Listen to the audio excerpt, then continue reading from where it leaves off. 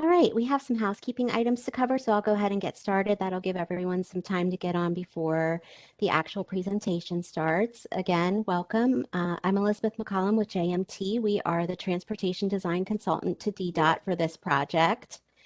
And you are joining the Florida Avenue, New York Avenue, Northeast intersection 65% design update public meeting. So welcome. All right, so this is an open meeting and it is being recorded. If you do not wish to be recorded this evening, please use the Q&A feature to chat in questions and do not use the raise hand feature. The recording will be shared on the project website, www.floridaavproject.com tomorrow, and it will also be available on the DDOT YouTube page. This meeting is also being live streamed on Facebook right now, and we are going to cover some how to use the Q&A and raise your hand and things like that on some following slides. But I'd like you to take note that if you are having any audio, visual, other kind of technical issues, you can reach out to Molly, who is our gracious host this evening, and she's available for any troubleshooting. Her telephone number is 202-309-3491. All right, and we'll go into a couple housekeeping items here. Everyone is automatically muted and you are unable to mute yourselves. However, if you do use the raise hand feature during the question and answer session, we will unmute you so that we can hear you and answer your question. All video cameras are turned off by default, so you won't be able to turn your camera on at any time. All right, so this evening we're going to have the presentation and then we're going to go into a question and answer session. And we would like to use the question and answer session for questions versus comments, just so that we can have an open dialogue and kind of get to everyone's questions and share information with the whole group. However, we do encourage, if you have comments, to use the comment form. You can see the comment form link up here. And there is also a QR code over in the corner that you can scan that will take you directly to the comment form. And all attendees will automatically be emailed a link to the comment form after the meeting. So I'll leave this up for a second if you'd like to copy down the link, which is rebrand.ly/Florida Ave New or NY Ave intersection -comments. And we do appreciate you taking out the time to fill out the comment form, even if you don't have additional comments, because it does provide us with some important information about the attendance this evening.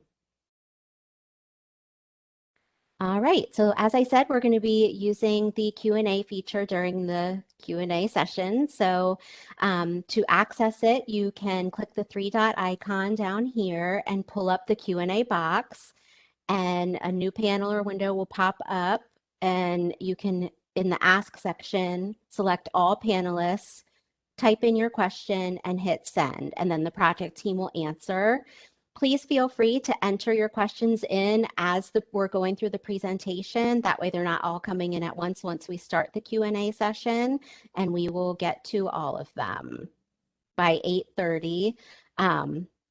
We will be ending at 8:30, and if there's still some out there, we will be recording all of them, and we can post a FAQ document to the website that answers the rest of the questions that we didn't get to during our live meeting here this evening.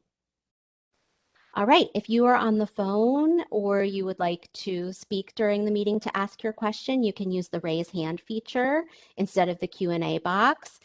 If you're dialing in from the phone, please use *3 to raise your hand, and I'll be keeping a lookout for raised hands. And as I stated earlier, we'll unmute you to have you ask your question, and then the panelists will answer it.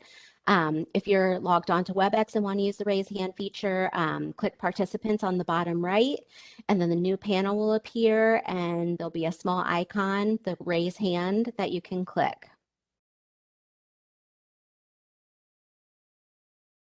Okay, and lastly, we do have two ASL interpreters with us this evening, and there are some recommendations for optimal viewing. You can see here, you can click and drag the slider bars to adjust the size of the stage window and close any open panels, participants chat, Q&A, etc. to maximize space so that you can see them along with the presenter and the presentation.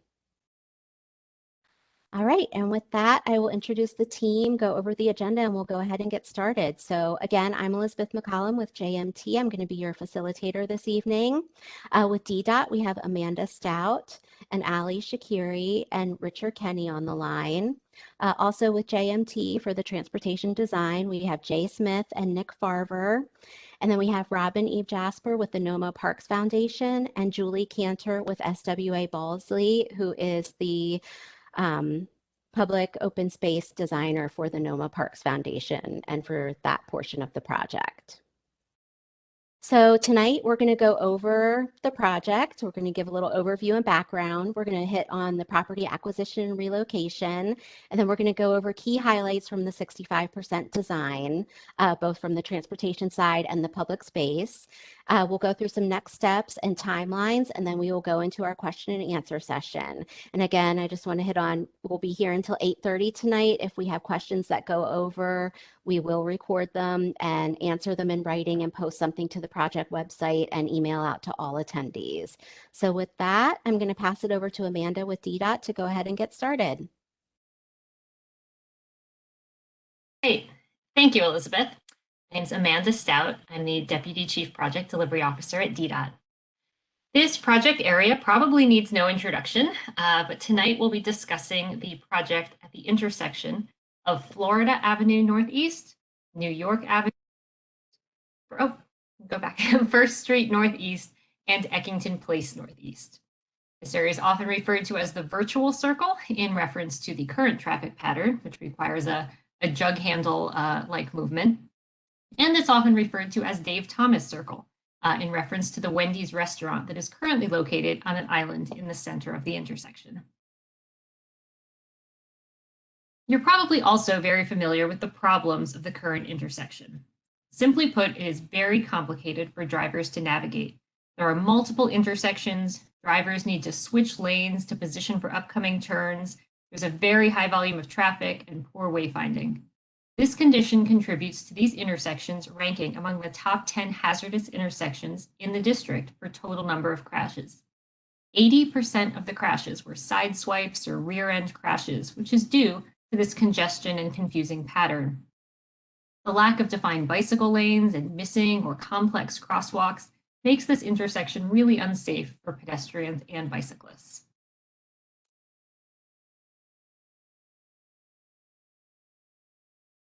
Next slide.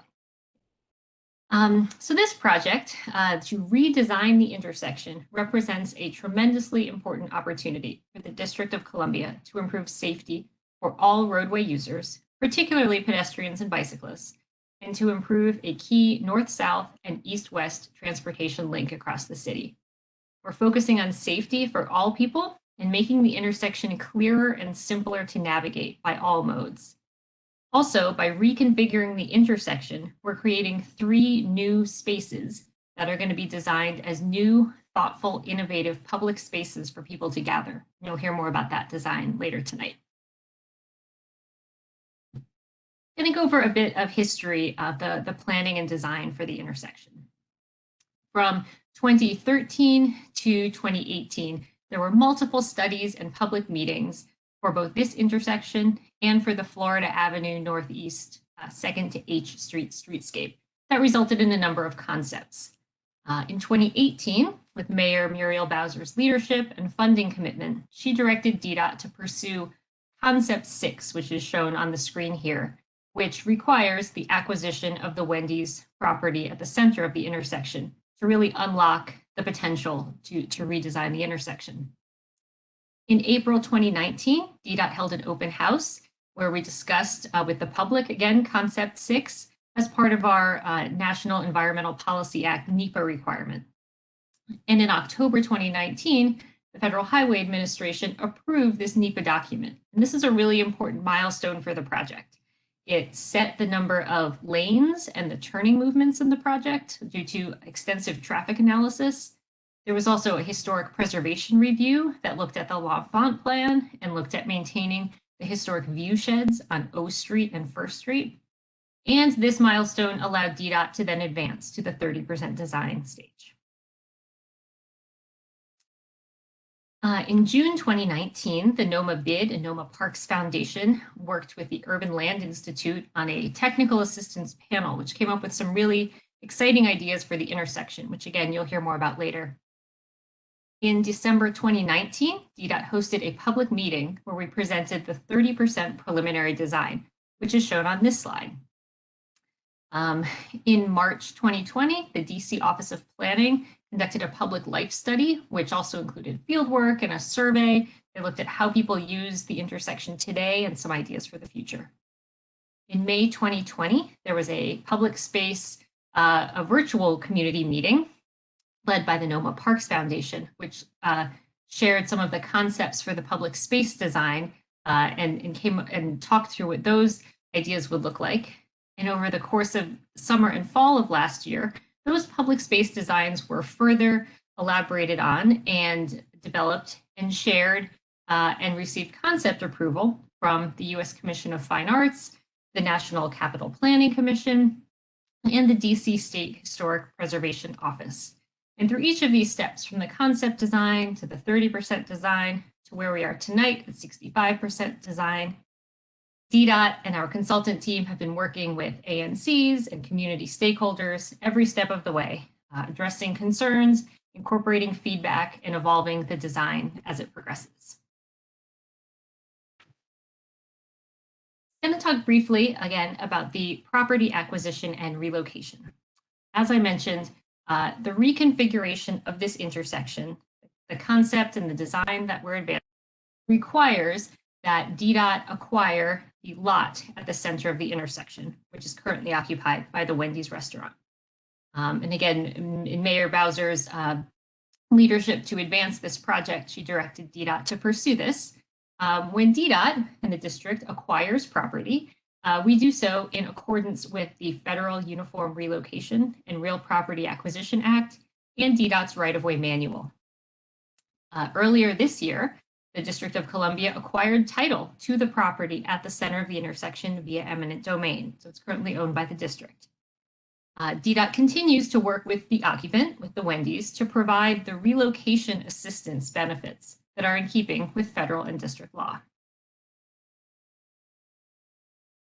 So, as you can see, DDOT has been pursuing 3 pieces for this intersection safety project simultaneously.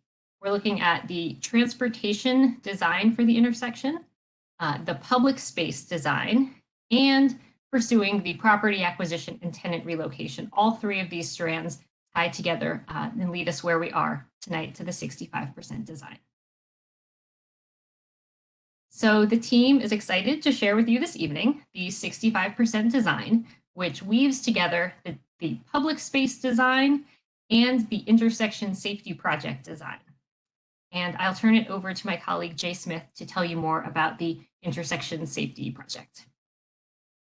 Thank you, Amanda. Again, my name's Jay Smith. I work for JMT. I've been working with the DDOT team to develop the design, and we're so happy that you all can attend and partake in this meeting this evening and discuss this project. This slide is kind of just give you a little bit of orientation. This is a rendering of the intersection improvements, and you could say from the bottom left to the right is York Avenue, and then from the upper left to the lower right is the Florida Avenue roadway, and then going basically from the bottom to the top is the First Street roadway. So that gives a little orientation of where things are. You can't see the Wendy's right now, but if you look at that space right in the center there where First Street is, and that little green space, that's where the Wendy's restaurant is right now. Next. So what we're presenting tonight is a 65% design. We had a 30% meeting and we incorporated your comments, and now we're proceeding with finalizing the design so we can, actually get this under construction. So the main purpose of this project is to reduce the complexity of this intersection, which creates driver confusion, driver distraction, and just, a basic, not a very good intersection layout and operation. So what we're doing is we're restoring Florida Avenue to a two-way operation. So now you'll be able to go eastbound on Florida Avenue, where if you were to want to do that nowadays, you would need to turn right on First Street, then left on New York Avenue, and then make a right on the O Street ramp there, which then eventually merges into Florida Avenue. It's a very complex movement to go eastbound in Florida. That eastbound O Street slip lane will be closed, and we'll be adding turn lanes on New York Avenue and Florida Avenue in coordination with signal timing to provide really good operation of this intersection. We're going to realign First Street so that it lines up with Eckington Place, where right now it's offset, and that will provide a north-south two-way connection from Eckington Place and the Eckington intersection down to First Street, and the whole intersection redesign is going to provide connection to other parts of the NoMa area, including North Capitol Street. Next slide.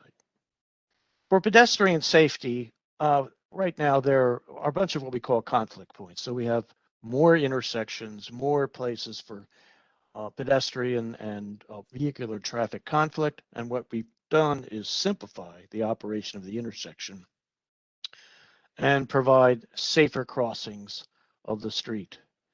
If you could look at, say, Eckington, for example, First Street and Florida Avenue, we are going to have crosswalks that will be controlled by traffic signals and accessible pedestrian signals. In addition to that, we're going to have an operation called leading pedestrian interval. And the way that works is, let's say, for example, you're at that intersection and the traffic light turns red and you want to cross Florida Avenue. There's going to be a delay in the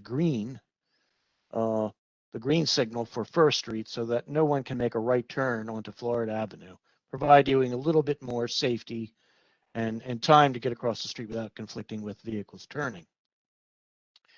All the crosswalks will be high visibility and will have high visibility pavement markings as well as high visibility signage.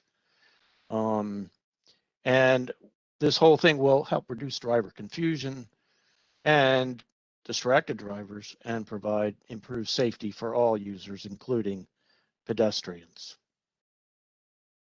Next. For bicycle safety, we are adding protected bike lanes both in the easterly and westerly direction on Florida Avenue. And this is going to tie into the Florida Avenue 2nd to 8th Street project. And if you've been out there recently, you will see that there have been some interim measures in place along Florida Avenue, which incorporated protected bike lanes along Florida Avenue. And these are going to be made permanent in the future with the 2nd to 8th Street project. Additionally, we're going to be connecting our protected bike lanes to the Eckington Place bike lane facilities. And then going south on First Street, we are going to have a cycle track, a protected cycle track, which will connect down to N Street.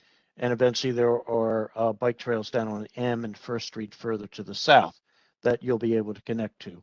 So this project, which is essentially multimodal, meaning it's going to address transportation for all users, is going to be providing some really great pedestrian improvements that will tie to the Florida Avenue project, which will provide bike connections all the way over to H Street. Next slide.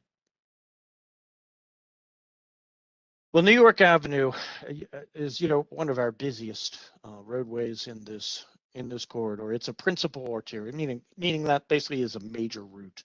It's also a U.S. a federal route. It's US Route 50.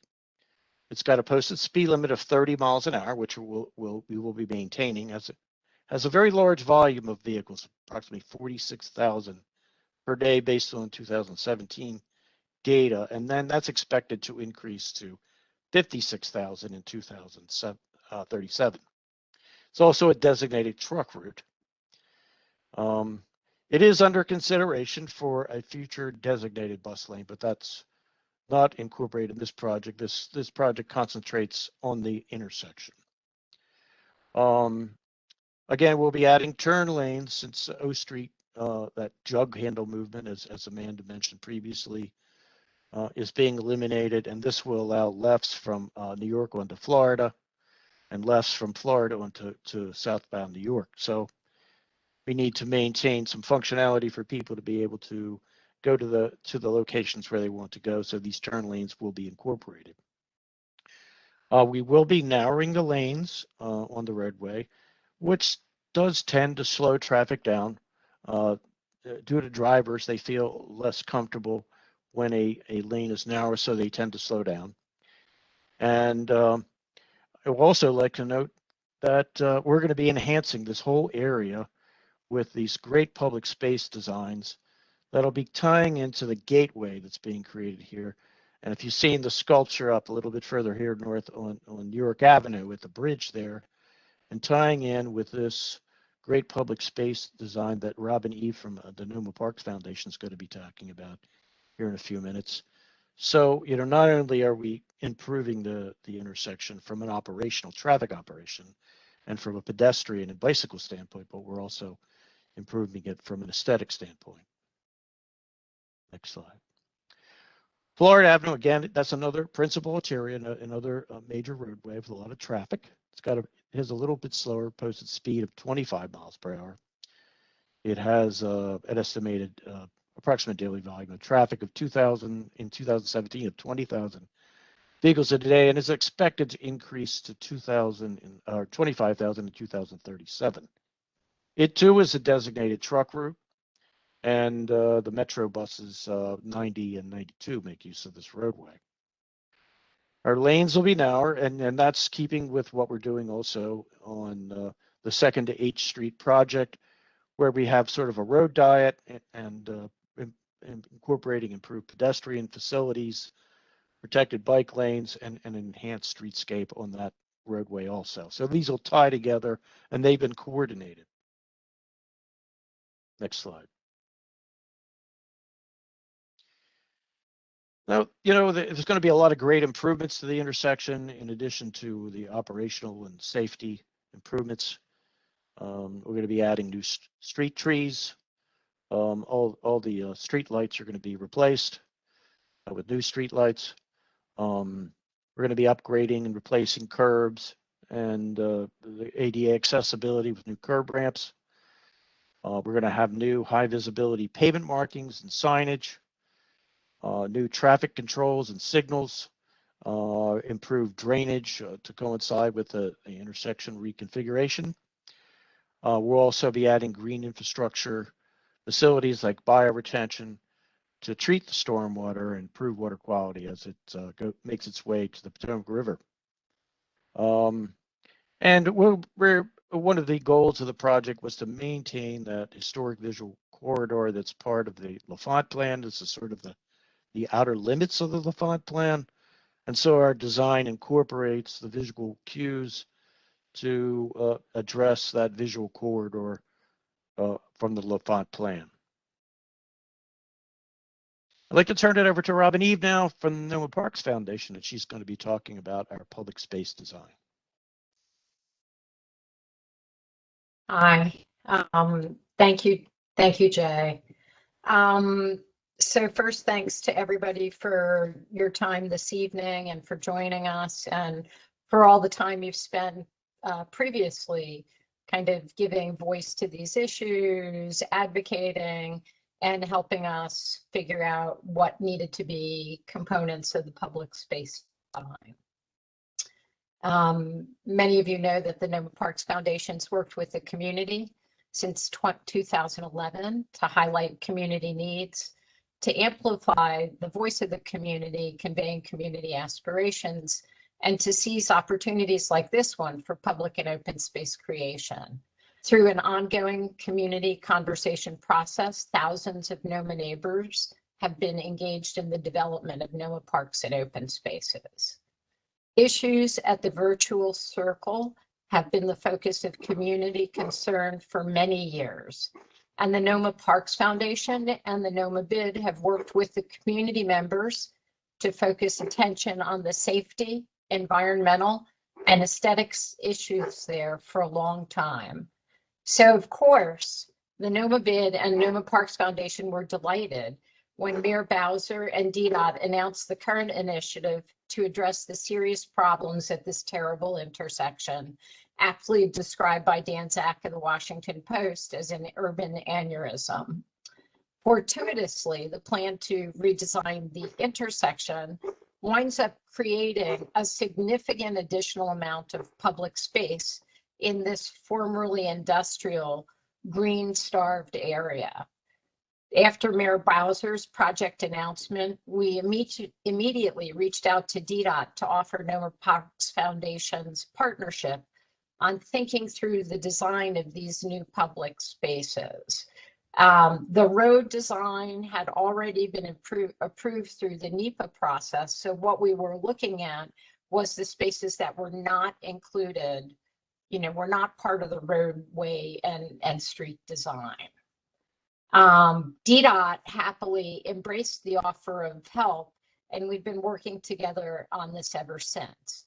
To kick off the effort, in 2019, the NoMa BID hosted an Urban Land Institute Technical Advisory Panel, which Amanda described, in partnership with DDOT. And we got feedback from more than 40 community stakeholders and explored the issues of the virtual circle with a resulting report that provided perspective on all of those issues and potential interventions to address those issues. The ULI panel report highlights the extraordinary opportunities presented by the virtual circle improvements in terms of enhancing safety, quality of life improvements, open space development for community use, and urban placemaking for the neighborhood and citywide. Of course, the Urban Land Institute panel and community stakeholders also noted many of the adverse conditions like noise and traffic and pollution that would need to be addressed in the new public space designs. After the delivery of the ULI report, NoMa Parks Foundation met again with DDOT to offer its support in engaging a landscape architecture firm with the demonstrated expertise and success in planning high traffic urban places. Once again, DDOT embraced the offer, and we worked hand in hand ever since. And NoMa Parks Foundation ran a search and an RFP competition, and it was won by SWA Balsley from New York, based on the firm's experience and results in these kinds of high traffic urban places. We have Julie Cantor of SWA Balsley here with us tonight to provide an overview of the public space improvements that were approved by the U.S. Commission on Fine Arts and the State Historic Preservation Office and others, and that are included with the 65% design. So with that, I would hand it over to Julie and say thank you. Thanks, Rob and Eve. So I'm really excited to be here tonight and be able to talk through kind of the open space design with you. You've heard a lot tonight already about the engineering and the roadway engineering, traffic safety measures, and the multimodal nature of this area. And one thing that's been really interesting about kind of this reallocation of space for the roadways is that we have these three great open spaces that have become available now. And so I want to start by going back to kind of one of our early diagrams that we did for the project, talking about the framework for these spaces and how they could really improve and benefit the local community and the neighborhoods. And really looking at what these three spaces needed to do and thinking through that they really should be read as one to create identity for the neighborhood. So really these spaces are acting as a gateway into DC, but I think more importantly, they're socially active spaces for the neighborhood. They're open space for program and activity, and also kind of focal point and gathering. So looking to kind of parcel 1, which is the northernmost site, we're looking as really this social active hub, which could connect. First Street could be shut down during activities and larger events and connect to parcel 2. So those two can work together in unison. Parcel 2 is really more passive use, given that it is kind of at the intersection of all of these high volume roads. And then parcel 3 becomes more about art and play, and again, more community activity.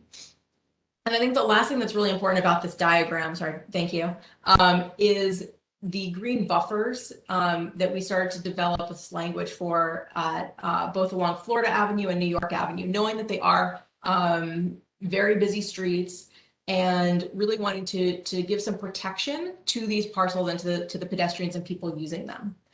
So when we came to the community last time, we had 2 different concepts. Concept A on the lower left was the concept that was most preferred, and that became kind of our springboard for the refinement that you'll see in the next slide.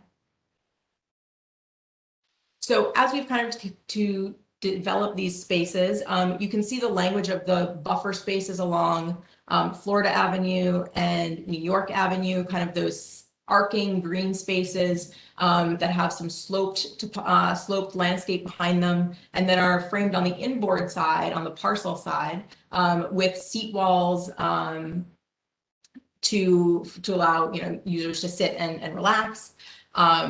If we look at parcel 1, which is really about the social activity, you'll see the large green lawn in the center, some stepped seating behind it, which is up against that green buffer.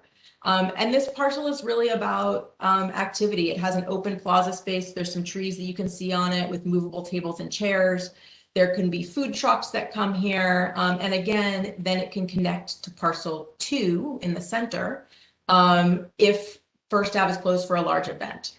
Parcel 2 is much more about green space and respite.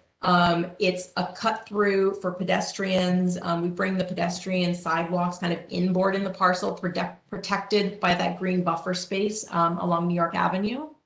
And then as you move to parcel 3, that again becomes connected to the community and active areas for play and sculptural play elements. So in the center, you have the large play element. On the north side of that play area, there's a hedge that protects it from that intersection and from that crosswalk, so it's pulled back. And then again, you see the green buffers along Florida and New York as well.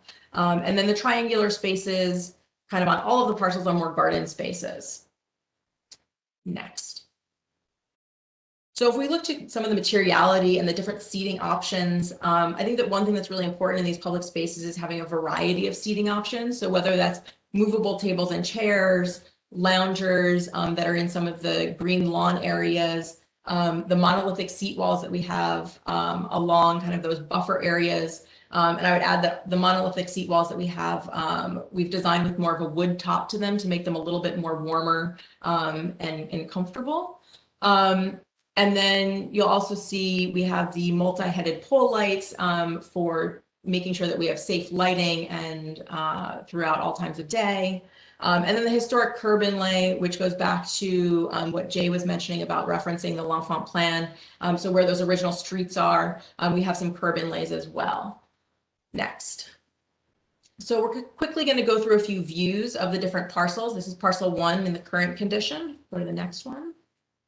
This is parcel 1 with the current design. This is looking from kind of the corner of New York and Florida Ave, looking into the site at the flexible lawn area. On the right, you can see a little bit of the seat steps looking over that. And to the left, some of the movable tables and chairs in the plaza. Next. This is looking north on kind of the far west side of the parcel, as if you were walking directly north. So you see the garden space to the right, the open plaza with movable chairs in front of you, and then beyond that, the open lawn. Next. Moving to parcel 2, the current design, current Wendy's next.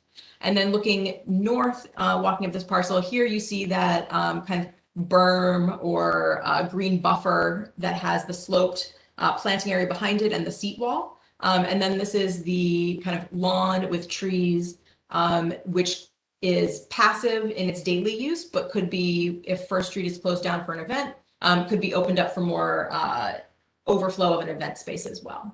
Next. And then this is just looking south as well. So parcel 1 is to your right, and the street can be closed there as well. Looking at parcel 3, this is the aerial of the existing condition. We go to the next. This is looking down on that sculptural play element. You can see a little bit of the green hedge towards the street side, which adds that kind of layer of protection. From that busy intersection, you can see kind of movable tables and chairs in the foreground in the plaza space, the triangular garden space beyond, and then again, those green buffers along Florida and New York as well. Next. This is just an eye level view from that plaza space looking towards the play area with those seat walls, both to the left and right. Next. And this is the aerial view, which is really kind of the gateway entrance where you have the street framed by the trees. And then you can also see the connection of all 3 of the design language of the parcels. Next. And then this is looking back, starting from parcel 1, looking across First Ave to parcel 2, and then parcel 3 beyond. And now I'm going to hand it back over to Amanda. Great. Thank you, Julie. So while the focus of tonight's meeting is on the intersection safety project, DDOT is certainly aware of and coordinating with other nearby projects. NoMa, of course, has been growing for many years, and there are several more private development projects, just 3 of which are shown here in yellow, that are in the planning, zoning, and permitting phases. These developments will bring more residents, many of whom will travel by foot or by bike in this area. Another nearby DDOT project is the Florida Avenue 2nd to H Street streetscape, which has been mentioned. And this is being led by the same DDOT team and the same consultant team, which has led to really seamless coordination throughout the design process and as we prepare that project for construction early next year. And during construction of all of these projects, of the DDOT capital projects and of private developments, DDOT of course, coordinates maintenance of traffic plans to minimize disruption to the public. So where do we go from here? A couple of things.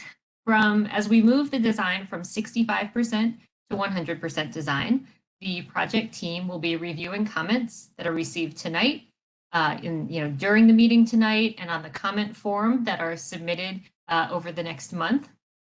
We're going to continue to coordinate with utility companies to avoid conflicts underground in all of this work, continue coordinating with the District Department of Energy and Environment to make sure that we're meeting the district stormwater and green infrastructure goals with all of the greenery being added.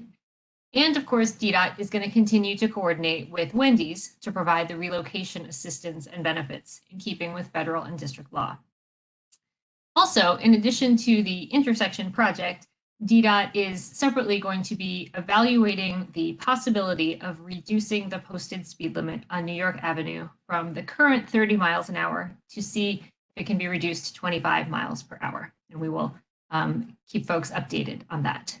Also, DDOT is going to be investigating whether we can install some radar actuated speed limit signs or other speed mitigation measures that could be implemented in advance of this intersection project construction.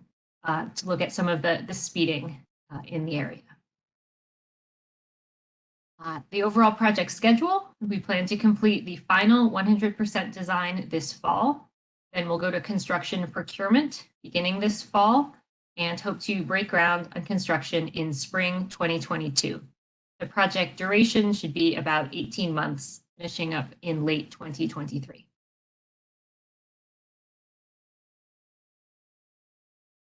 Turn it back to Elizabeth. Thank you. Thanks, Amanda. All right, so that concludes the presentation portion of this evening's meeting. We'll get into Q&A in a second. I just want to remind everyone that the project website, Florida Ave project.com is the latest, greatest source of project information. And tomorrow we will post the recording, the presentation, a link to the comment form, etc. So you can go back there and reference all materials and let all your friends and family that missed tonight's meeting know that those materials are there. And in addition to the comment form, please feel free to send any questions or comments to our project email address, floridaave@jmt.com.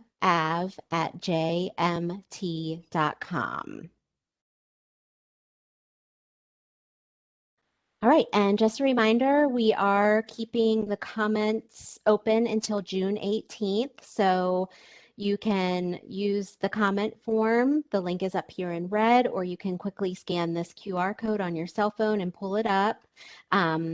It's not just for comments. It does collect some very helpful information that DDOT uses to make sure that they are reaching everyone that they need to in the community. So we appreciate your participation in answering those questions and then providing any further questions or comments via this comment form. And we're accepting those until June 18th. All right, so just a quick reminder about how to use the Q&A feature, and we do have several questions in there already, and I will get to a couple questions through the Q&A box, and then I will take a look and see if anyone has their hand raised, and we can open up the floor that way. Again, please get your comments to us via the Title VI form by June 18th, and stay tuned to the project website for answers to questions that we couldn't answer at this meeting, meeting materials, and other project news and updates. So with that, I am going to start reading through some of these questions here. And the first one is actually one that I can answer. So it is, how many attendees are present tonight? And we have about 75 attendees in addition to our 10 or so panelists tonight.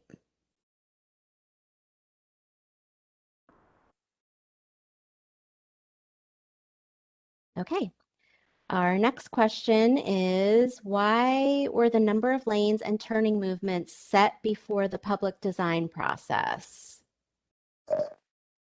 started? Aren't those critical safety decisions? Yeah, I can start with that in terms of the timeline. When I was talking through the history of the project, there was extensive, as I said, public engagement about this area and the concept since 2013.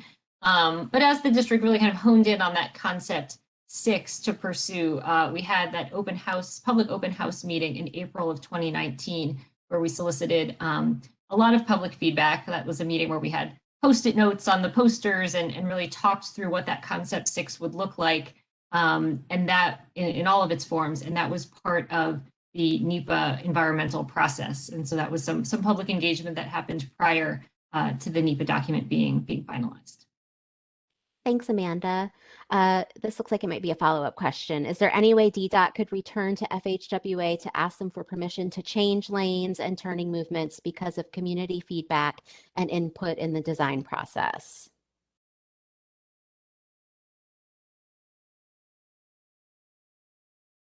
I mean, speaking, process-wise, to the NEPA document, I think I'd already addressed that, but Jay, maybe you want to talk. I think there's a number of questions about the lanes and the turning movements, and the reasoning behind all of the traffic analysis that went into that decision.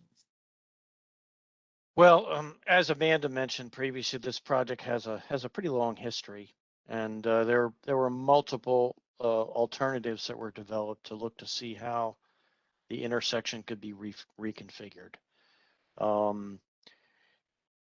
Keep in mind that it's, as I mentioned in my presentation, these roadways are very high volume, and they're arterials, they're major transportation corridors. So this being a transportation project, one of the elements we're trying to address when we go through NEPA is we have traffic we have to address, and our design addresses trying to maintain the level of service of the roadway and the intersection.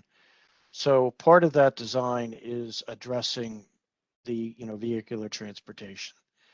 So the lane configurations are addressed to are designed to address the movements. Now, you know, as I mentioned before, the complex nature of the previous design with you know, very confusing and very not very operationally good mode that was used at that time, and it created a lot of traffic problems. It created pedestrian safety issues because there's so many different conflict points with pedestrians and vehicular traffic, distracted drivers. So the new design, while the lane configurations, while we have the same number of through lanes, for example, on New York Avenue excuse me, on New York Avenue, the overall project addresses, you know, bike safety, pedestrian safety, and these open space areas provide space for pedestrians so that they're kind of within a space, a public space that they can use and away from traffic. So you know, the project is more than just a lane configuration. It addresses a lot of different issues, and I think you have to look at it from a holistic standpoint and not just the number of lanes. Thank you, Jay. We have another question. Why can't we have at least a couple lanes of tunnels like we do in a lot of other traffic circles? Could you repeat that question, Amanda? Sure. It's why can't we have at least a couple lanes of tunnels like we do in a lot of other traffic circles? Is that tunnels? The word tunnels? Yes. Okay. Yep. I guess I understand that. The reason for that is anytime you had a grade separation, you divide the community, you're going to have a completely separate connection between north and south when you do that. Creating, you know, I think that's what the question is, why you didn't create grade separation. And the reason for that is that we is not really with the goal of DDOT. We want to have one community. We want to provide access, provide safe access to the pedestrian to go north and south, east and west throughout this area. Thank you, Ali. Yeah, I think good afternoon, everyone. Rick Kenny. If I could just add a little clarification, there are really long approaches that create, you know, this downgrade, 500 plus feet required to get traffic below grade to facilitate the crossing. And we're actually seeing requests across the district to see if there's places that we could eliminate or provide deck overs because of the impact that these approaches have on separating both sides of the street and safe pedestrian crossings. And just physically, until there's enough clearance for the vehicles to pass, you can't have a pedestrian bridge or a safe deck over. The clearance isn't there. And so it's really not feasible here. And it's an added issue is coming off of the bridge. So we aren't even starting from existing grade. Hopefully that helps to clarify. Thank you, Rick. All right, our next question. What components of the design specifically address vehicle speed, which is a major contributing factor to many crashes, including the cars that have hit structures at the Wendy's? Do you want me to address that, Amanda? Sure. Well, I can say a few things, and then you can jump in. As I mentioned, I think on one of the later slides, DDOT is going to look in the immediate term at the possibility of reducing the posted speed limit on New York Avenue from 30 miles an hour to 25 miles an hour. That's going to take some analysis. And we're also going to look at installing some other speed mitigation measures that frankly we're looking at in other parts of the district as well, to address some of the speeding challenges that we've been finding. In terms of specifics on this project, Jay, I know you mentioned that we're narrowing the travel lanes and which can help slow speeds and certainly adding the pedestrian, the public spaces. And Jay, I don't know if you want to add anything more about the intersection design. Well, I would like to mention that there are speed cameras on York Avenue in the 600 block, which is just a little bit to the north or west of here. There's also a traffic signal camera near the intersection on York Avenue. You know, all of this is looked at and modeled as far as the signal timing to create phases for turn movements, pedestrian movements, allowing cyclists to go through the intersection. So it's you know, not just going to be vehicles speeding through the intersection, if you will. The traffic signals will be providing phases that will allow for pedestrians and cyclists. And also it's been researched that I will add that landscaping tends to slow vehicles down. So there's a bunch of different mitigation measures that are incorporated that will help slow speeds down. Thank you, Jay. We have a couple other questions about intersections and traffic, etc. Did you consult NACTO and Mass DOT standards for protected intersections? Why is this project not incorporating protected intersections to better protect bicyclists from turning vehicles in the intersection? Actually, we do incorporate bike boxes, so it are come right from NACTO at the intersections, and that will be work together with the signal phasing and pedestrian phases. So it's hard to see in this tiny image here. We are incorporating bike boxes at the intersections. Thank you, Jay. The next question is, I'm interested in hearing how DDOT views adding lanes to both Florida and New York Avenue. Making the intersections larger will improve safety for pedestrians. It's taking a wide road that takes a long time to cross and making it an even wider road that will take even more time, especially to reach the new public space in the middle from the ATF side of the street. Also, what is being done to slow down drivers, especially on New York Avenue, coming west down the bridge, where they pick up even more speed?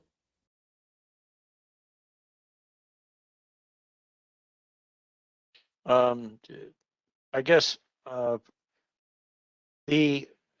basically we have the same number of through lanes on New York Avenue. I would like to add, we do have protected areas in the intersections. So in other words, there's a protection area in the medians so that a pedestrian can stop at a median. So it does sort of reduce the amount of length of roadway they need to cross with the protected area in the median. As I mentioned in the previous question, all this is tied together with how the intersection operates with the traffic signals. The speeds are still 30 miles an hour right now, as Amanda mentioned. We'll be looking to see if they can reduce the speeds. There are speed cameras just a little bit west of here. There's a traffic signal camera here. We've reduced the lane widths. We also are using no right turn on red so that there is no conflict with vehicles wanting to turn on red with pedestrians that are making use of the pedestrian crossing phase. And we're also making use of leading pedestrian interval function in the signals so that there'll be a delay from green time for the intersecting roadway for pedestrians that cross, so pedestrians will have more time to cross. So there's many things that are incorporated beyond just speed reduction to improve safety here. Thanks, Jay. And can you talk a little bit about protections for bicyclists in addition to pedestrians? Well, we have a protected bike lane in each direction. So it has a little separation space from and a little island that separates it from vehicular traffic. That's the protected bike lanes along Florida Avenue. And then we have a cycle track on First Street, which is also separated from traffic. There are bike boxes at the intersections that will work with the traffic signal timing to allow for turning movements by the cyclists. Hopefully that answers that question. Oh, also I'd like to mention that we're using special pavement markings here. So all the bike lanes, what they're, you can see they're sort of highlighted in green. It's hard to see in this image, but we'll be using that green pavement marking, which you may have seen elsewhere in the district, to delineate those bike lanes. All right, thank you, Jay. Next question. The ULI TAP study found that traffic on New York Avenue was flat for the last 10 years. Why is DDOT's design premised on traffic increasing by 2037? I'll just note I and the rest of the team are very familiar with the ULI TAP study. A lot of really great ideas came out of that workshop and those meetings, and has led to a lot of the designs you see in these public spaces.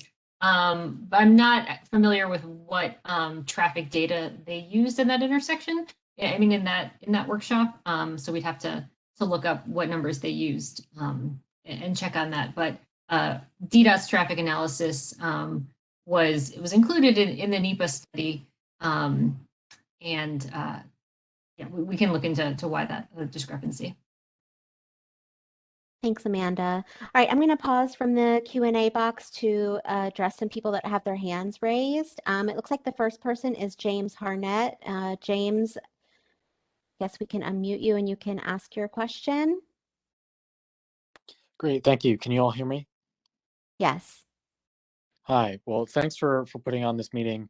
I really appreciate the work that you all put into this, especially the increases in cyclist protected lanes and space for pedestrians.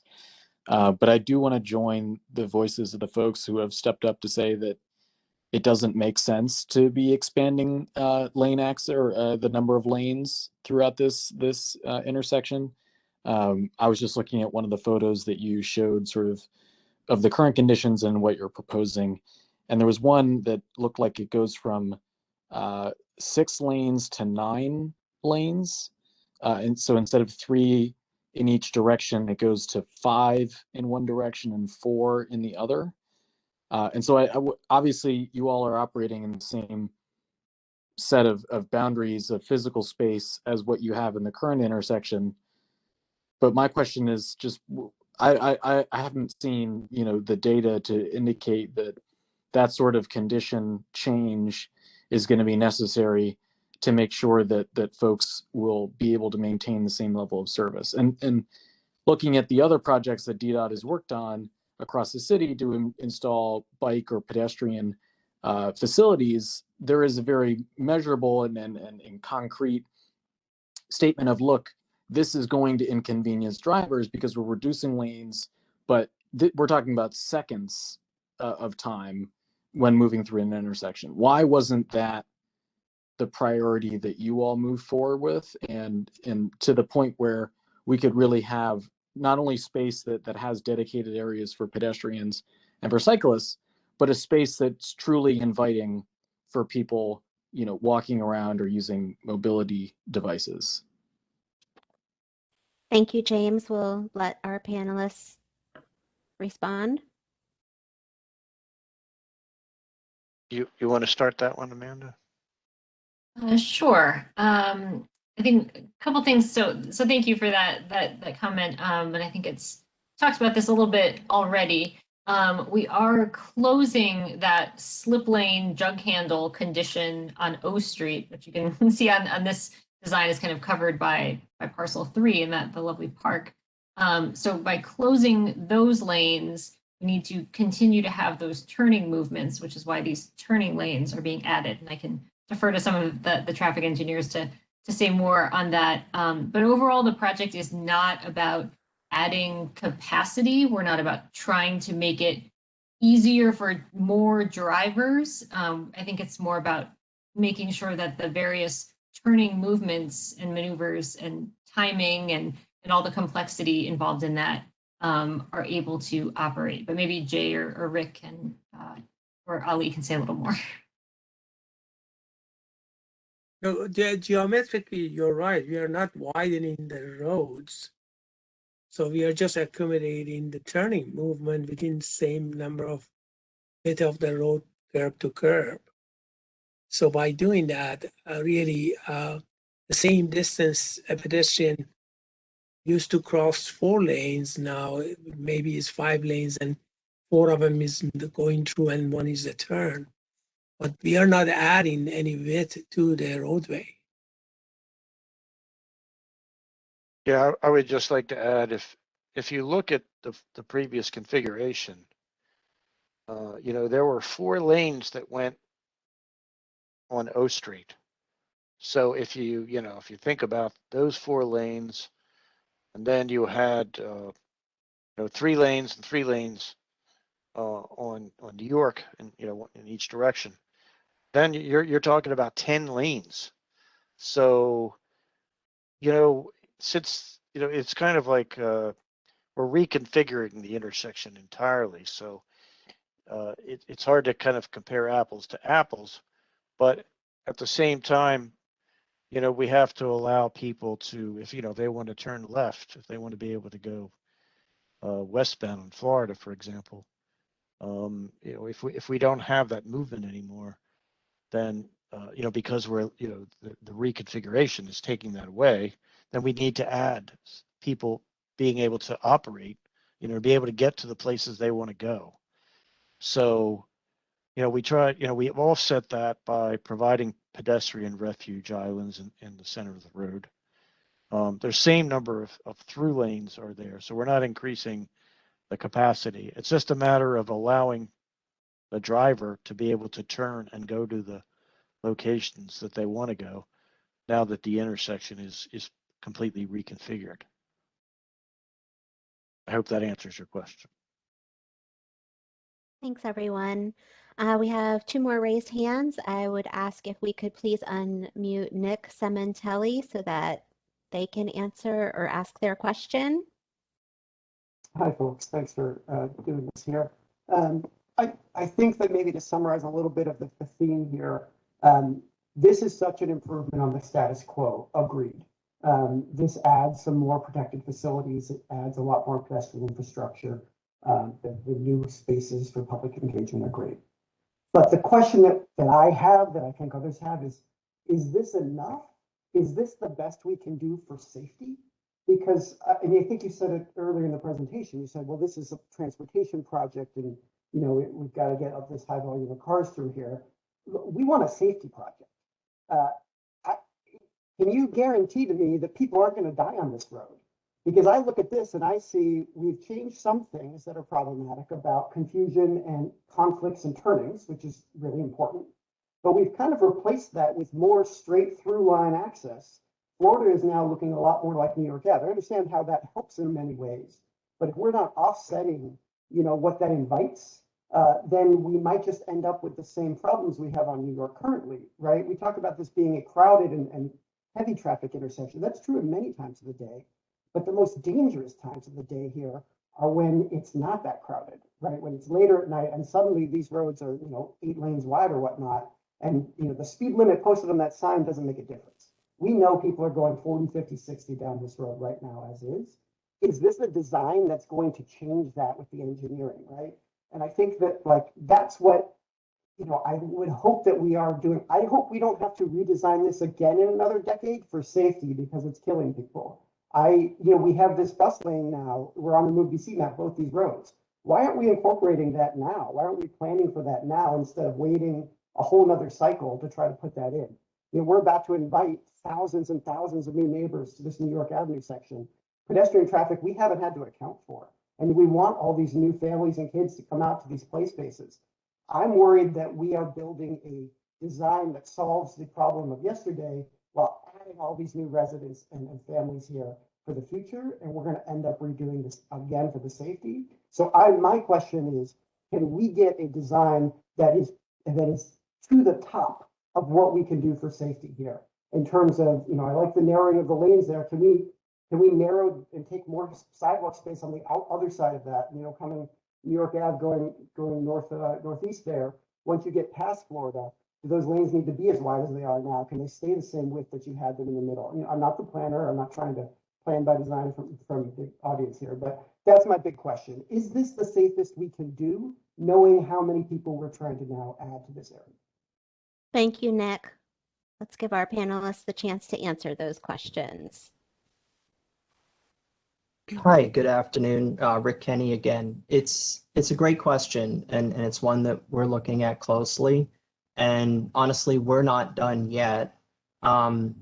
We started with an intersection that's not working for many reasons. It's really wasn't working for anyone. One of the facts of this location is it's one of the busiest intersections in the district. We're processing 65,000 to 75,000 vehicles a day. That isn't going to change. And so we're looking at how to strike the best balance. How do we meet just the minimum? We are not trying to add capacity and speed cars through, but we're trying to meet minimum service so that they can get through and on to their destinations. We are looking at, we've gotten a lot of great feedback about how to improve bicycle safety. We've changed alignments from the original Concept 6. They're all PBLs.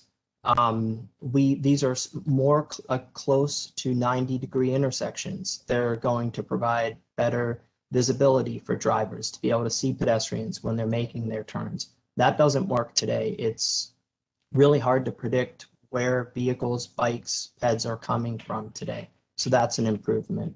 It's a really good point that when the alignments are straightened up, though, there is a possibility that you could take advantage of that straight away and try to go faster. And so what we are looking at right now, and I don't know that we said it clearly enough, but it's posted for 30.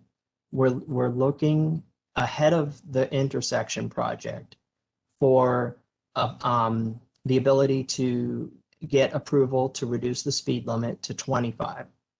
And then the second thing that we're looking at, well, it's not the second thing, other things is just to indicate to drivers, especially coming inbound off the bridge, of the condition they're entering through driver feedback signs and driver warning signs of the really heavily urbanized condition here. And lastly, signal timing, so that people can't time the signals and jump the gun. There's going to be a time where during rush hour, where anything that can be done to help flush this through is going to be the strategy, because it's at a crawl.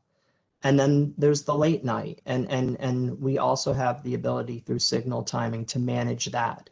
5 blocks of green lights isn't going to be the situation here. So definitely appreciate the comments. Our goal is to implement some of the speed reduction and the signage in advance of this project, so we can start to reacclimate the drivers, bring speeds down, and have a safer condition in advance of this project. Thank you, Rick. Thank you. All right, our next attendee that would like to ask a question is Anish Malhotra. If we could unmute them, please. Hello? We can hear you. Oh, great. First of all, I'd like to agree with everybody else that I do believe this is a huge improvement over what we have right now, but I'm not convinced that this is really suitable for what the trend in this part of the city is, and I don't think it's really what NoMa is kind of about. So it seems like we want this part of town to be as inviting to people and pedestrians as possible, and something about having a 6-lane intersection is just not inviting to really anybody, regardless. I do love the public spaces, but there's like a lot of, I don't know, like externalities such as like noise pollution and air pollution that come with having a lot of cars in the area. And was it ever considered, why wasn't it considered to lower capacity on these roads? I understand these are high throughput roads, but it seems that there's a lot of public transit options becoming more available. You're accounting for more bikeability, you're accounting for more housing. Seems that lowering capacity is a great way to future-proof these roads. Thank you, Anish.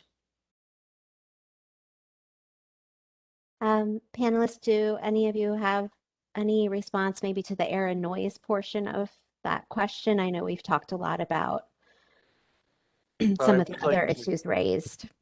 I would like to note that as Rick mentioned, that, you know, at times this can be very congested. If you reduce capacity, then you tend to create more congestion. And an automobile operates least efficiently when it's idling. So the automobiles put out more pollution when they are in gridlock, you know, stalled in traffic than they do when they're moving. That's when your engine runs its most efficient. So I understand what you're saying. You know, it's an urban area. You're trying to address, you know, the amount of traffic and the volume and the width of the roadways, but doing so would not reduce pollution, unfortunately. I'll also add, mentioned earlier, the Office of Planning conducted a public life study, and they looked at things like sun and shade. This is a real, you know, sea of asphalt right now, and very inhospitable to anyone to spend any time. And so they looked at some of those environmental conditions, and then of course when SWA Balsley looked at their landscape design, which is what they're experts in, they took a lot of those factors into account. You can see there's a lot more greenery. There are street trees as well as the trees interior. Julie spoke earlier about the berms that are providing a sense of security, yet also, you know, visual connections. And so there's been a lot of thoughtful details to the pedestrian realm as part of the public space design, which is really integral to the project. Yeah, and Amanda, I'd also like to note that we are incorporating green infrastructure facilities in here also. And the intent of these is to treat stormwater and to remove pollutants from stormwater before it's, you know, discharged into, you know, our streams. So that's another environmental enhancement that's incorporated into the project. All right, thank you, everyone. I think we have about 2 more hands raised, so let's get through those and then we'll get back to the chat box. Connor Shaw is our next question asker. Hi, can you hear me? Yes, and Connor, before you get started, I also saw you have a question in the chat box. So are you taking care of that here? No, I was just hoping to ask a different question. And I want to thank the project team for incorporating, you know, significant improvements, especially to the bike facilities. And, you know, something that's not really shown in your presentation is that, you know, the DDOT team, because the bike lanes are on both sides of the street, you know, it will improve access under the underpass of the, you know, Red and Amtrak lines, which is really important for cyclists and pedestrians. My question is back to speed limits, and it's really encouraging that DDOT's considering lowering the speed limit on York Avenue. To make speed limits real, enforcement is really critical. And in the past, in conversations on other streets, about other streets with DDOT, we've been told that automated enforcement just won't work because there isn't an appropriate space for them. So my question is, can you build designated spaces into this project so that automated enforcement can be included from the start? Thank you, Connor. I just wanted to note that there is automated enforcement on New York Avenue, just to the to the west of the project. Yeah, I'm aware of that, but the speed limit up there is 35 miles per hour, and it's in a part of the road that doesn't have any pedestrians on it. So it's a pretty useless placement of a camera. Well, it's actually in the 600 block. So that's not too far west of here. There's also a traffic camera at a signal camera, enforcement camera at the intersection of New York and Florida. Hey, But Jay, you know, I we could do- certainly look. I'm sorry. Go Jay, ahead. this Rick. is Rick Kenny. I understand the question. I think it's a good one. And really what I'm hearing is, you know, the answer shouldn't be a year from now or post construction when this is put into service that, hey, ATE would be great, but now there's no place to do it. It was not built into the design. How did we spend these millions of dollars and not think about that? And I think that's a great question. And I think that this team, we can bring that back. We can coordinate with ATE on the feasibility and what makes it infeasible. Because the idea is, especially if speeds are coming down as New York Ave is coming into this part of the city, then there's probably going to be a need to increase enforcement. I totally understand that too. All right, thank you, Rick. James Lennox, would you like to ask your question? Hi. Yeah, I would just like to thank the team for all of the work on this. A lot of my sentiments will echo what some other commenters have said, and just some background about how I use this intersection. I'm a cyclist. I'm coming up from U Street, so I go down Florida Avenue. And whenever I go down Florida Avenue, I don't know if any of you have ridden a bike on it, but it ranges from stressful to terrifying. There have been several times where I've almost been run over. I would love for my girlfriend to come to Union Market with me on bikes, but she's afraid of dying and refuses to go through this intersection or use that street. So for me, any amount of bike lanes are really important.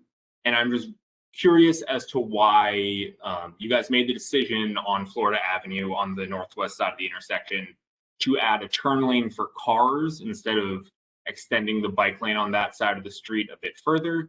I know it might not seem like much, but it does add a lot of peace of mind for us cyclists. And clearly, safety for cyclists and pedestrians is a big focus of this project. And just that turn lane instead of a bike lane doesn't seem to jive with that.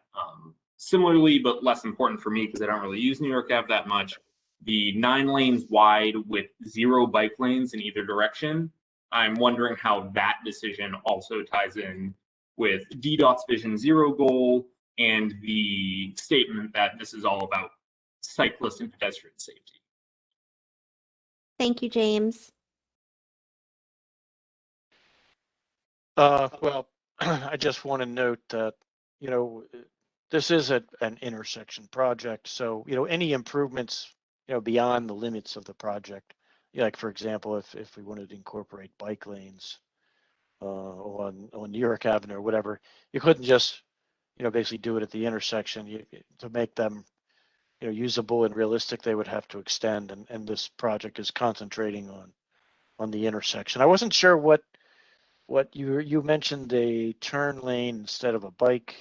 I wasn't sure what location you were talking about. But you know, we have the protected bike lanes that go through the intersection in Florida and go to Eckington, tie into the bike lanes that are currently exist on Eckington Place. We have the bike boxes at the intersection to address, you know, turning bikes and turning vehicles. Yeah, maybe could you just clarify, please, the directionals? Like, is it the northeast corner at Florida to Eckington, northeast corner Florida to New York? I also, I'm sorry, I wasn't clear on where the concern was. Coming southeast on Florida Avenue, that westernmost intersection, where it goes from 3 lanes to 4 lanes with the right turn lane. I guess that would be the southwest corner of Florida Ave and First, or western corner. It's a bit of a weird angle. Okay, yeah, So- there is no bike facility in that direction, on that part of the, the bike facilities basically, end where we have them shown there as part of the intersection project. So there is no bike lane in that area. Agreed. Maybe in the future sometime the bike lanes can be extended further to the west there. Is that what you're referring to? Yeah, I'm specifically wondering about that right turn lane there. Why the decision was to add that instead of a bike. Well, that's Jay, just we can take a look at that. I appreciate the earlier comment, and it's correct. Having the bike lanes on New York just for this moment really isn't going to work with driver expectation. The corridor with PBLs, hopefully, someday in the not too distant future would operate completely in a different way. But we originally had bike lane for a portion of New York Ave, and early comments were, it just is a better, safer movement to come up First Street and then make the right turn as opposed to riding in the easterly direction on New York. And so that was a configuration change from, I believe, Concept 6. But I'm looking, I think this is a different case up at Eckington First intersection that, we could look at that. Is there an opportunity for a bike box? Is there an opportunity for a short lane? We have sufficient space to make a right turn. Do we have sufficient space to add the short bike lane? And because I guess we're looking at, it would be the through movement. Maybe it's the cross. We're working closely with our active transportation branch.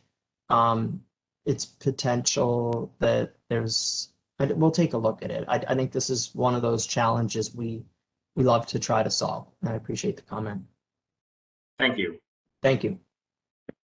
All right. We're getting back to some chat box questions. Has any effort been made to study and compensate for the changes in vehicle traffic during the pandemic, namely less volume and higher, more dangerous speeds?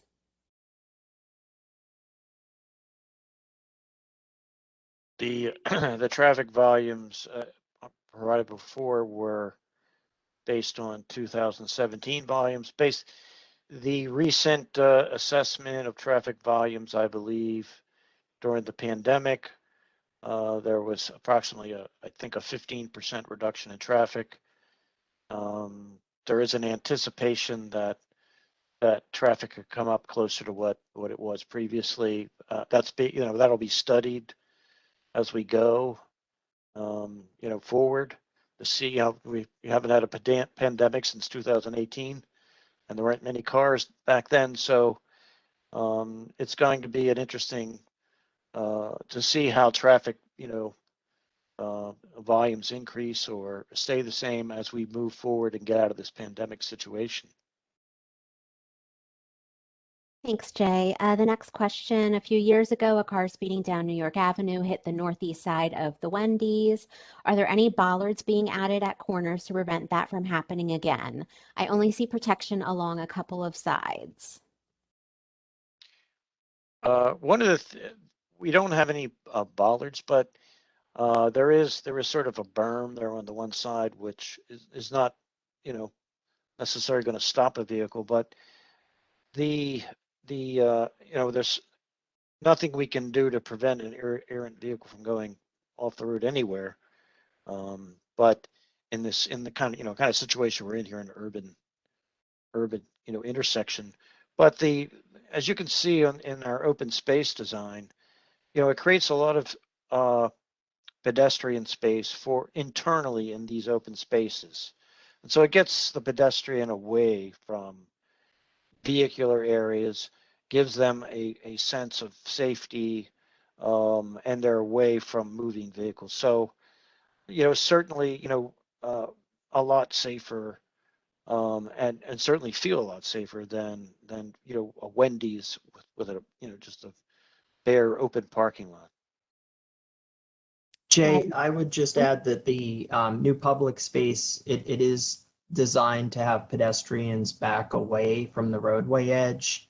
Exactly. We are landscaping alongside with a row of trees.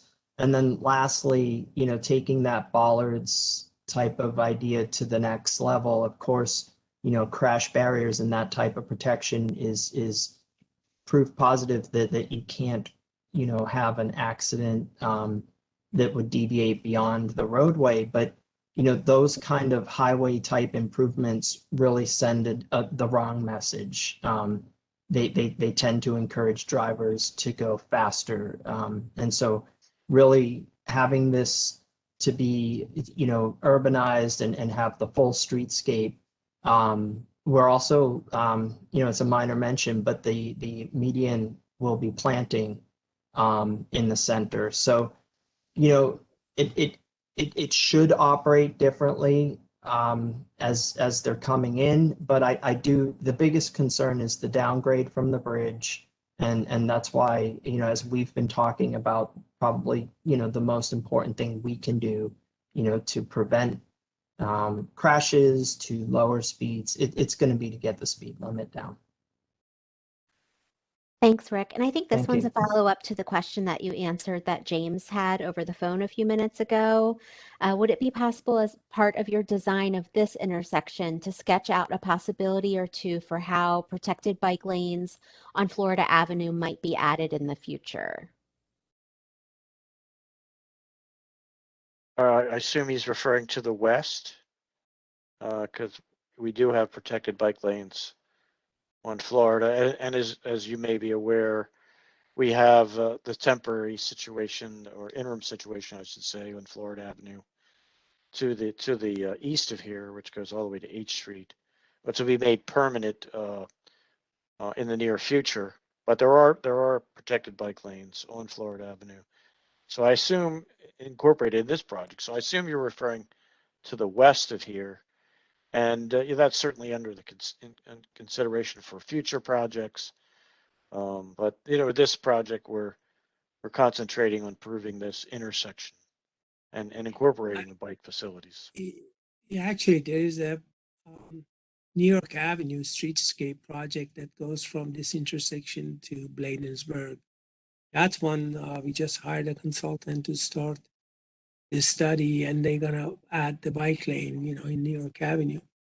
And then going west from here in Florida is going to be like the next project that we can start looking at it.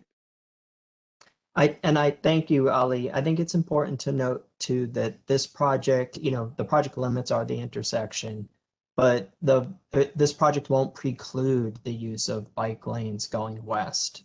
Certainly, there's already one approach on the approach from the east, and the ability to receive one coming from the west. It's not like the project would preclude it. Great, thanks everyone. Next question, is there an estimated timeline on when the Wendy's will be closed and raised? I can take that. As I mentioned, the District of Columbia acquired the title to the property that's at the center of the intersection, and we are currently and continued in discussions with the Wendy's, with the tenant, on providing them the relocation benefits that they're entitled to under federal and district law. So I don't have a particular timeline to share, but that that relocation will happen before the intersection begins construction. Thanks, Amanda. Can we talk a little bit about the detail of the protected bike lanes? Is it going to be the plastic columns? What exactly will that infrastructure look like? The protected bike lanes will be separated from traffic with I'll call a space, a median space. There'll be islands, little concrete islands, similar to what we're doing on Florida Avenue in the future. And then they'll be they're sort of spaced. They're like 8 feet long with a 4-foot space, and then in between there is a tubular delineator. So that sort of, you know, gives a visible delineation of the bike lane the traffic lane. So there's that approximately 2-foot space, the concrete little median area, and the tubular delineators to separate the protected bike lane from traffic. Thanks, Jay. Next question, since the O Street access point will be closing, will it then be open from North Capitol Street?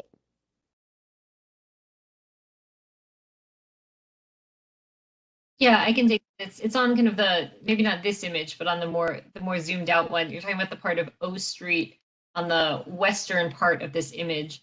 You're right. O Street at First Street is going to be closed. O Street, I believe at North Capitol is open, but that's something that DDOT is discussing with the various owners of some of those parcels to make sure that they currently, they redevelop, have access for their properties. Okay. Will we be posting on the website more detailed set of plans for the intersection design and bike lane design? Yes. Yeah, we'll be posting this presentation, and there may be some other documents that we can share as well. All right. So this is a question about construction phasing and sequencing. Will construction be focusing on separate pieces of the plan one at a time to minimize impact on neighbors, traffic, others, or are some portions necessarily addressed together? Yeah, there's a. Yeah, go ahead. Go ahead, Ollie. No, go ahead. So, I'm gonna say there's a multi-phase MOT plan, at least a minimum 4 phases to address reorientation of the intersection. So the idea, the plan will integrate maintaining traffic. It'll integrate maintaining pedestrian as required by DC law. You know, the whole plan. The intent is to minimize impacts on traffic, minimize impacts on businesses, minimize impacts also on pedestrians traveling through the intersection.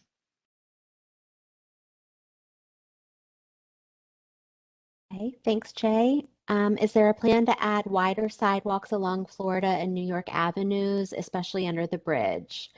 And has the city considered adding, or has the district considered adding speed bumps to enforce speed limits on roads notorious for speeding, like New York Avenue? The Florida Avenue 2nd to 8th Street incorporates wider sidewalks under the bridge, as well as improved lighting, I might add. So yes, the wider sidewalks are going to be built under, I'm assuming you're referring to the WMATA and Amtrak bridges. So yes, we're reducing actually the number of lanes under the bridge and widening the sidewalks. And what was the second part of the question? It was about adding speed bumps to slow traffic down on streets like New York Avenue. For a road such as this with high volumes, it's not something we typically would consider. There are other mitigation measures that would be better. So speed bumps are not something that really are practical for a high volume roadway such as New York Avenue. Okay. I think this question's for Amanda. What happens if Wendy's refuses to leave its current location? I don't think there's anything else I can add on that. Just that, as I keep saying, that we're DDOT is coordinating with Wendy's on their relocation.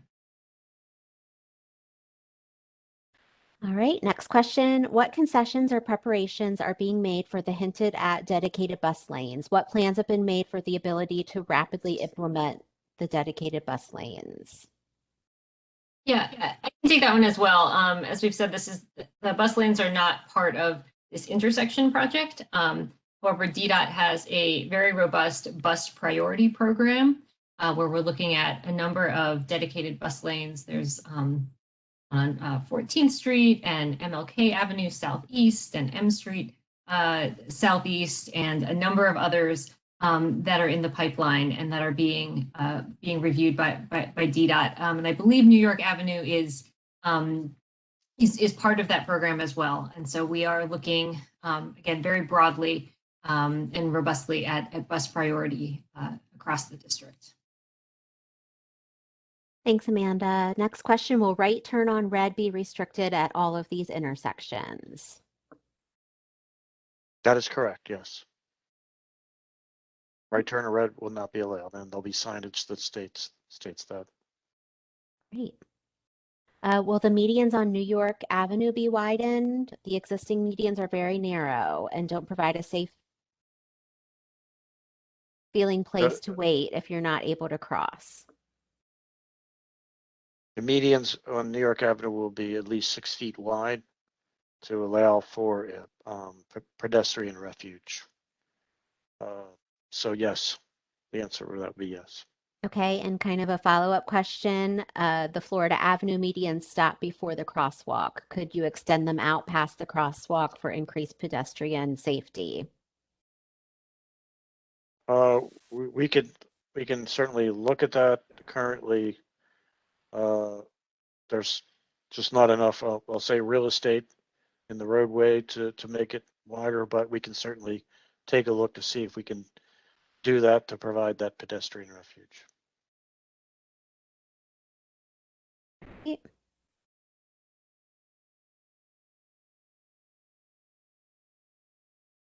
So what type of speed control or traffic calming measures have been considered and incorporated? As I mentioned, we do have narrower lanes. We have a completely new intersection reconfiguration, new signal timing, pedestrian phases, phases that address bikes. So all of these things in concert will hopefully reduce, like I say, narrower lanes have been shown to reduce speeds. The signal timing, how it's timed, would, like Rick was saying before, you don't have a bunch of signals that are all green at the same time, so someone could whiz through the intersection. So all these things in concert are intended to, reduce speeds and make it safer for pedestrians. And Jay, I don't know that we said this previously, but how wide are the bike lanes? The bike lanes are 5 feet.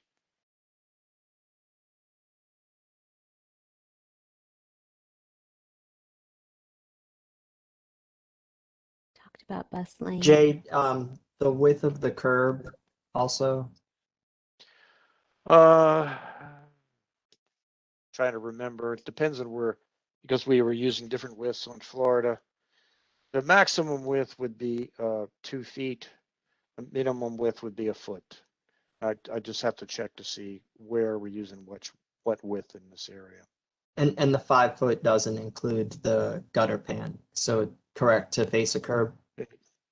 Yeah, and there is oh, okay, the outside curb. I'll have to, I don't remember, Rick. I think it includes the gutter pan.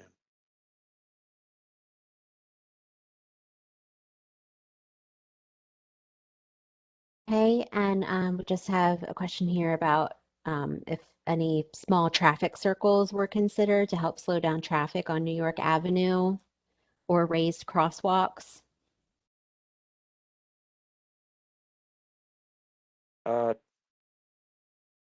Traffic circles, well, we essentially had what was called the virtual circle before, and that's being eliminated.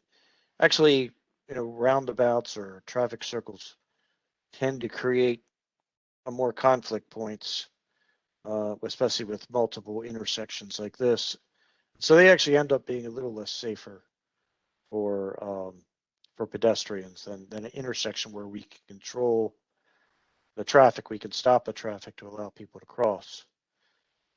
As far as raised, like I was mentioned before, on high volume roadways like this, we don't tend to use any kind of raised crosswalks because of the safety implications of doing something like that for the vehicles.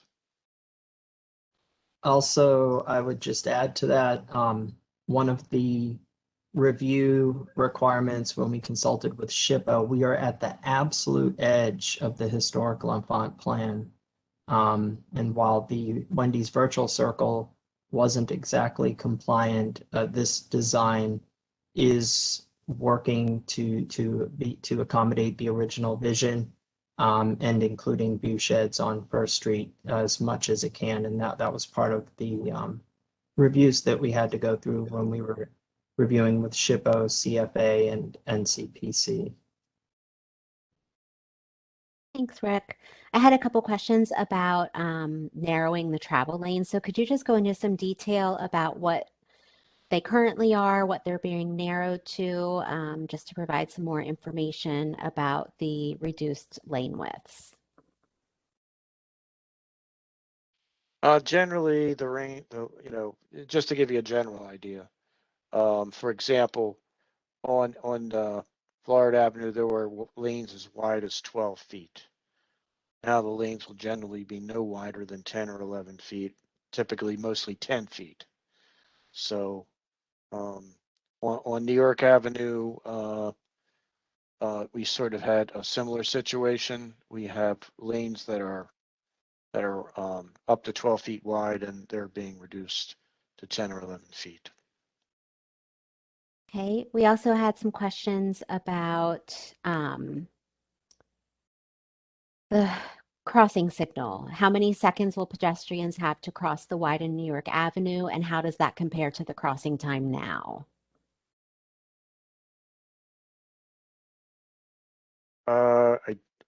I'd have to check with our traffic engineers as far as the overall traffic signal timing and how that is proposed and how it is right now. I can't give us a detailed answer right now because I just don't have that information right now. Okay, so we'll need to follow But up there on is that. a function that we use to determine it's based on crossing distance and a rate. And it will be, the signal time will be compliant with our standard. Okay, thanks, Rick. We have some questions for Robin, Eve, and or Julie. So for parcels 1 and 2, how connected is the material between the two? Like, is the First Street extension in different pavement markings? Is it textured? Are the curbs on either side lower? Hi, this is Julie. So the current design does not have lowered curves. They are standard street curves and standard street pavement along First Street. We did explore that during the design phase to change the pavement within here. We explored curbless. We explored really a whole range of options for this area. But given the high traffic volumes, and that its primary use will be as a through street, it was determined that it was for safety reasons, not in the best interest to change the pavements there, because its primary use was in the day-to-day as a high volume traffic. Thanks, Julie. Is there any way to upgrade the Florida Avenue cycling lanes to a cycle track as well? As a cyclist, I would feel safer in that situation. Well, originally we did have the original design, like a 30% included a cycle track on one side of the road, so it was two-way. It was requested by the public that we create protected bike lanes on each side, so that basically there's sort of that contraflow, what we call, of the cyclist if you have a cycle track on one side. So this is addressing one of the concerns that was, at the, like I say, at the 30% design to provide protected bike lanes on each side. All right, Jay, another question. We talked a little bit about the bike barriers or the bicycle lane barriers. Are there any plans for aggressive physical barriers between driver spaces and pedestrian spaces, especially in light of the recent series of violently out of control drivers killing pedestrians?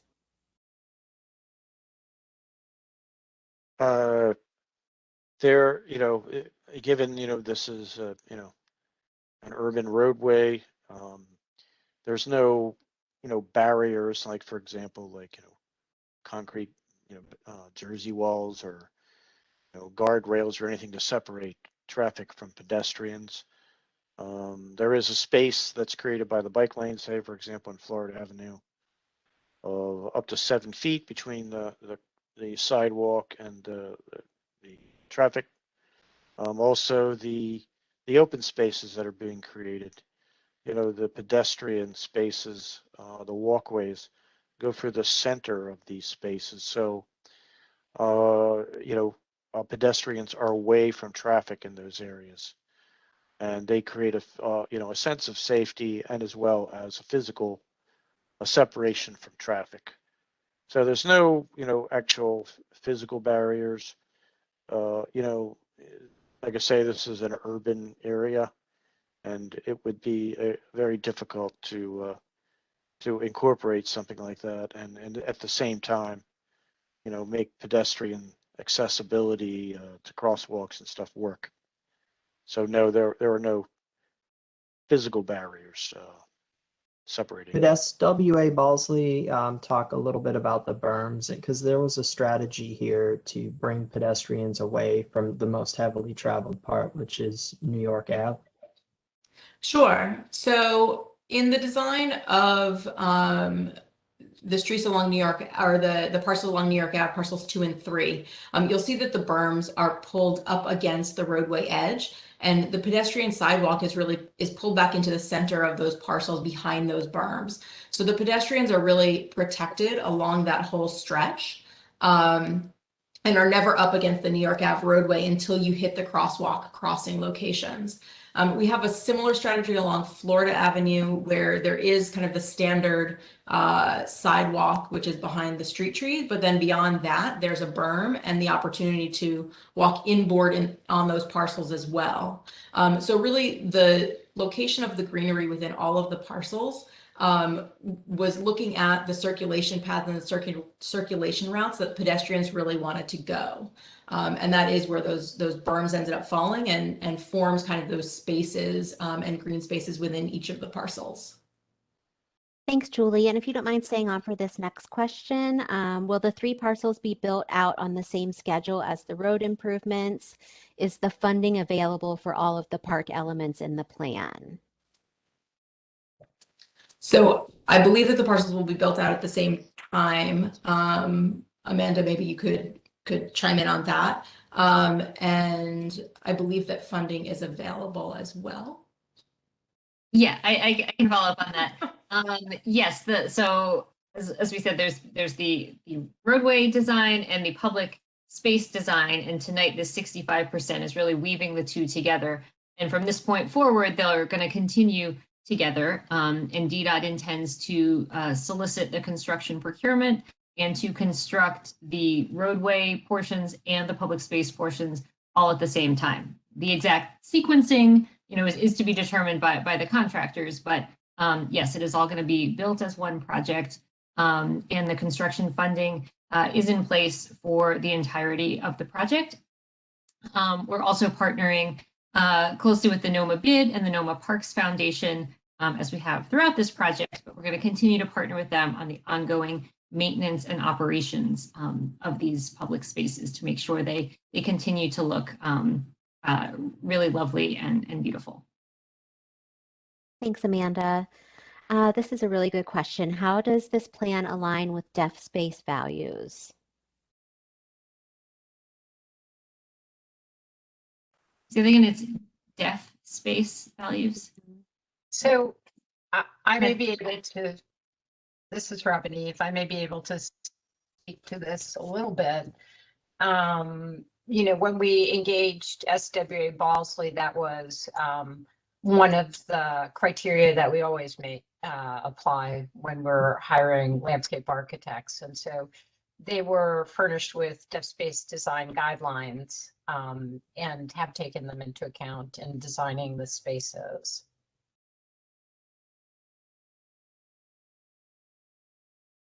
Thank you, Rob and Eve. All right, it looks like the rest of these questions have been addressed with answers to other questions. Amanda,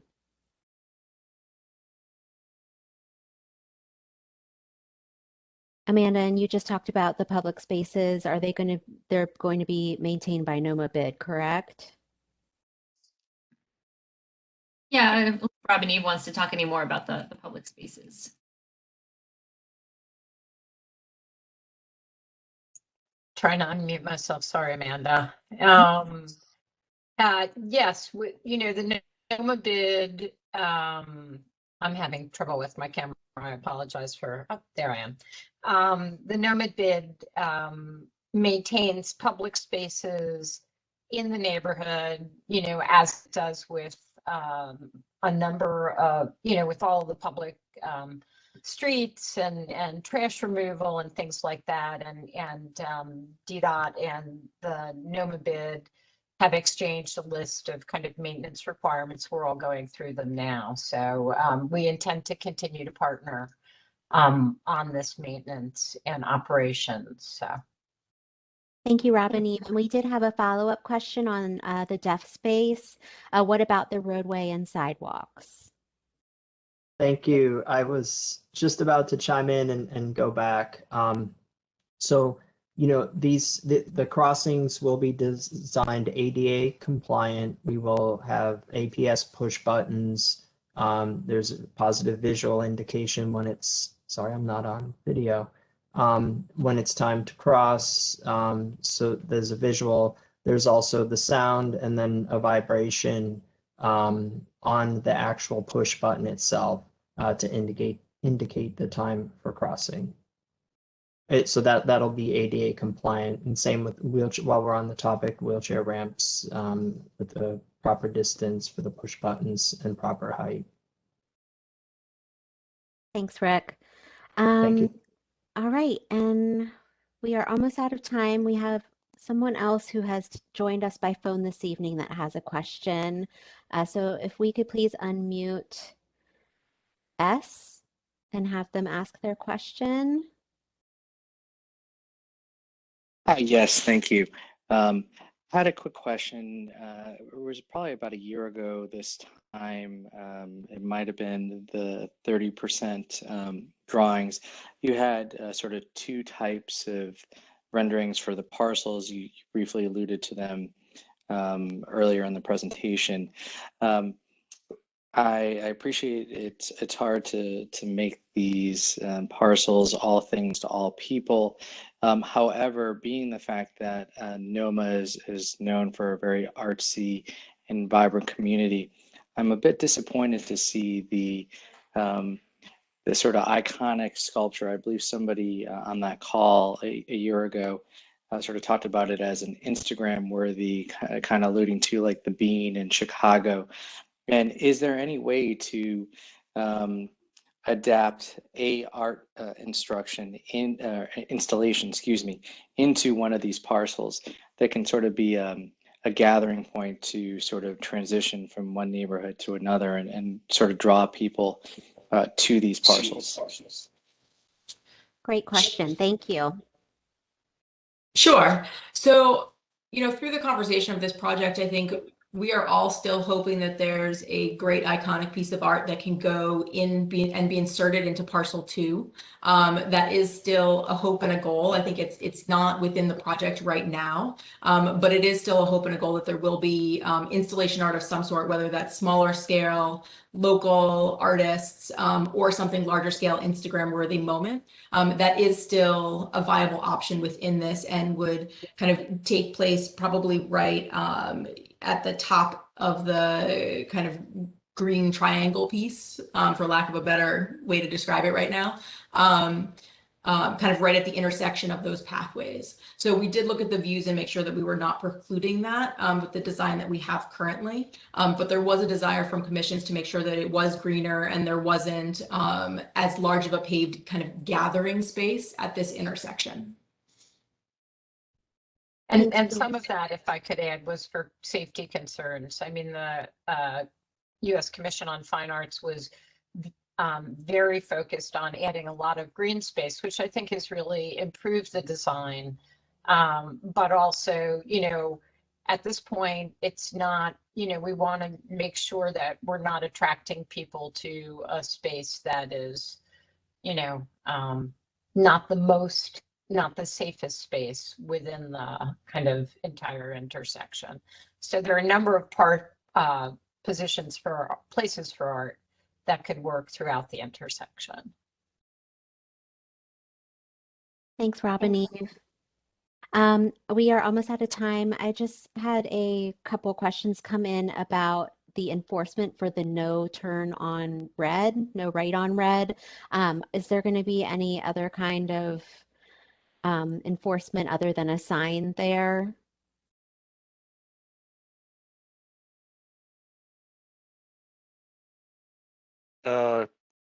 I mean, I guess the police, the Metropolitan Police could certainly enforce that if people don't pay attention to that. The sign specifically says no turn on red. As fortunately people don't always obey speed limit signs or stop signs or no turn on red signs. So, certainly, if it becomes an issue, we can have the police out there to enforce a specific, if there's a specific location where it becomes a problem. All right, thank you, Jay. With that, I think we have answered the majority of the questions on the call. I just want to remind everyone to please feel free to submit further questions and comments via the Title VI comment form. The information is here via our project email address and via the project website. I'll give you a minute on this slide and then I'll go to those other addresses. We're collecting comments until June 18th. And we will post all of these materials on the project website. And we will take a look through the question box and just make sure that if there were any that we missed or didn't answer, that we do post an FAQ document. So here's this information. I'll leave that up for a few minutes. And I just want to thank everyone for taking the time to attend tonight. We really appreciate everyone joining us and for all your questions and comments. And I hope everyone has a wonderful rest of their evening. And we look forward to hearing from you via email and other methods during the comment period. Thanks again so much and take care. Thank you. Thank you. So